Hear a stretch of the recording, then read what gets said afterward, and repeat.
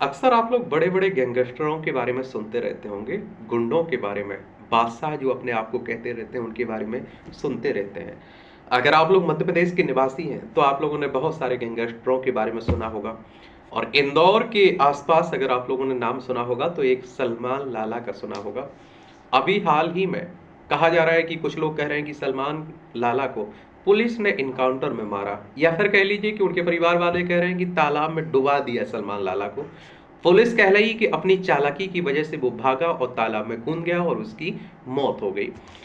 तो आप देखते हैं कि 28 साल की उम्र में 32 गुनाहों का बादशाह बना कानून का सरदर्द। आखिर क्या कहानी है, इस पर हम लोग बात करते हैं।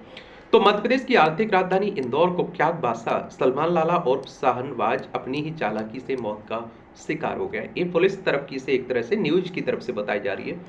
31 अगस्त 2025 को सीहोर के इंदौर भोपाल हाईवे पर एक पानी भरे तालाब में उसकी लाश तैरती मिली। 28 साल की उम्र में 32 गंभीर अपराधों का रिकॉर्ड बनाने वाला सलमान पुलिस के लिए सिरदर्द था। हत्या, अपहरण, दुष्कर्म और एनडीपीएस जैसे केसों में वांटेड सलमान ने पुलिस को चकमा देने की कोशिश में तालाब में छलांग लगाई, लेकिन गहराई का अंदाजा न होने से डूब गया और उसी की बात हो रही है। तो आप देखिए, सलमान लाला उर्फ शहनबाज इंदौर के नया बसेरा का रहने वाला था। 2012 में मात्र 15 साल की उम्र में उसका पहला केस अपहरण और दुष्कर्म का दर्ज हुआ। इसके बाद उसने हत्या, हत्या का प्रयास, अपहरण, वसूली, अवैध वसूली, एनडीपीएस जैसे 32 से ज्यादा अपराध किए। गैंग का सरगना सलमान ने अपने भाई सिद्धू उर्फ शादाब, अरुण मालवीय डार्लिंग जिसका नाम था उपना, सौरभ राठौर और कुलदीप सालदे जैसे गुर्गों के साथ इंदौर में आतंक मचाया। वह संभ्रांत परिवारों के युवाओं को भी क्राइम की दुनिया में धकेलता था। और देखिए, वे जो गैंगस्टर होते हैं, इनसे लोगों का जुड़ाव रहता है। जो नए युवा है, आप देखते हैं कि क्या करते हैं, इनसे जुड़ने की चाहत रखते हैं। गोली बंदूक कट्टा, इन सबसे लगता है कि बच्चों को लगता है जो नई पीढ़ी आ रही है, नया खून है, कि यही सब कुछ है, तो वो जुड़ जाते हैं, गैंग में शामिल हो जाते हैं।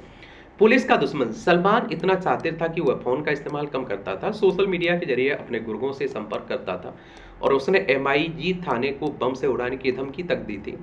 आखिर चकमा और मौत का तालाब। ये 29-30 अगस्त 2025 की रात इंदौर क्राइम ब्रांच को खबर मिली कि सलमान लाला अपने भाई सिद्धू जमानत पर रिहा को सागर जेल से लेने गया। क्राइम ब्रांच ने सीहोर बाईपास पर उसकी स्कॉर्पियो को घेर लिया।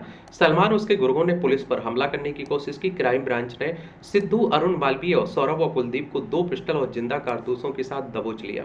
सलमान अंधेरे का फायदा उठाकर भागा, पास के तालाब में छलांग लगा दी, यह सोचकर कि वह पुलिस को चकमा दे देगा, लेकिन तालाब की गहराई का अंदाजा न होने पर वह डूब गया। 31 अगस्त को ग्रामीणों ने तालाब में उसकी लाश देखी। एसडीआरएफ ने सब निकाला। उसके हाथ में हथकड़ी जैसी चीज थी। एडिशनल डीसीपी राजेंद्र दंतोड़िया ने बताया कि पोस्टमार्टम रिपोर्ट में मौत का सटीक पता कारण चलेगा। अब क्या है क्या नहीं है, ये तो अब ऊपर वाला जाने। सलमान लाला का क्राइम रिकॉर्ड 32 गुनाहों की दास्तान। पहला अपराध 2012 में 15 साल की उम्र में अपहरण, दुष्कर्म का केस, गंभीर अपराध, हत्या, हत्या का प्रयास, अपहरण, एनडीपीएस, अवैध वसूली, डकैती की योजना, एमआईजी, खजराना और विजयनगर में थानों के कई केस भी दर्ज थे उस पर। हाई प्रोफाइल वारदात की बात करें तो 2022 में एम्बाई हॉस्पिटल गोलीकांड। सलमान उसके गुर्गों ने एम्बुलेंस ड्राइवर विवाद में सद्दाम नामक युवक पर गोलियां चलाई थी। 2023 में क्रिकेट विवाद हत्या। कबूतर खाना में क्रिकेट खेलने के विवाद में रियाज उर्फ सानू की हत्या। सलमान के गैंग पर एफआईआर 2 गिरफ्तार हुए थे। और आप देखेंगे कि 2022 में इवेंट मैनेजर मर्डर, गाड़ी टकराने के विवाद में सलमान के भाई गोलू और सिद्धू ने तुषार संगर की हत्या की थी। पुलिस रडार पर सलमान पर 60,000 रुपए का इनाम था। वह उज्जैन, गुजरात, राजस्थान में फरार था। पुलिस का ऑपरेशन और सलमान का अंत। ये आप देखते हैं कि सलमान की गिरफ्तारी के लिए क्राइम ब्रांच ने कई राज्यों में दबिश दी। 2024 में उसके पिस्टल के साथ पकड़ा गया जब उसने पुलिस पर ही हथियार तान दिया। 2022 में इंदौर पुलिस ने सलमान का जुलूस निकाला, जहां उसे अपराध कहना पाप है, पुलिस हमारी बाप है बुलवाया गया। सीहोर बाईपास पर क्राइम ब्रांच ने सलमान के गैंग को घेरा और सलमान की फरारी और तालाब में छलांग उसकी आखिरी गलती साबित हुई। ये आप देख रहे हैं और यही सब चलता है। और आप देखते हैं कि क्या है कि कई आप लोग गैंगस्टरों के बारे में सुनते रहते हैं, इनकी अच्छी पकड़ भी रहती है और इनके अपने अपने आप देखते हैं कि क्या रहते हैं, नेटवर्क भी रहता है और लोगों को ये अपने उसमें कहते हैं कि भर्ती भी करवाते हैं। कई गैंगस्टर तो सैलरी भी देते हैं अपने लोगों को, समझ रहे हैं। लेकिन वो कहते हैं ना कि हाल अंतिम जो समय रहता है ना, इनका बुरा ही निकलता है। हम लोगों ने इतने गैंगस्टरों के बारे में पढ़ा, माफियाओं के बारे में पढ़ा, अंत में उनका बुरा हश्तरी होता है। बहुत बुरी तरह से मारे जाते हैं।